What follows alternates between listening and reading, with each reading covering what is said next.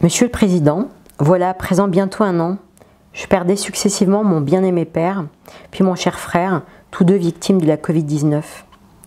L'épidémie en France était à ses tout débuts et les hôpitaux se préparaient, semble-t-il, déjà depuis un moment à l'idée de savoir comment et dans quelles circonstances le patient zéro se présenterait à eux.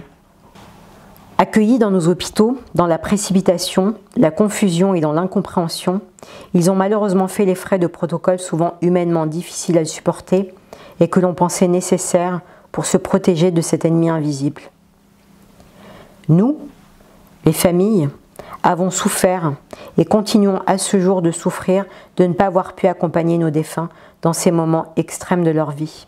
J'écris cette lettre parce que je n'accepte pas la façon dont mes proches et beaucoup de personnes qui sont parties de la Covid sont parties. C'est une fin de vie qui leur a été volée. Nous, les victimes de cette première vague, je pense que rien ne pourra atténuer notre chagrin. Moi, mon amertume, elle est intacte. Je ne comprends pas pourquoi, au bout de tant de mois, on ne vient pas nous voir pour nous demander effectivement de discuter de cette journée de deuil national.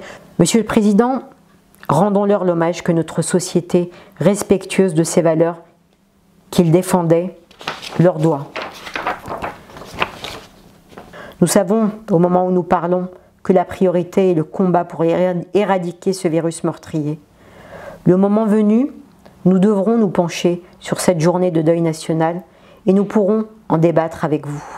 L'hommage de la nation, il est forcément utile, c'est même un remède au chagrin.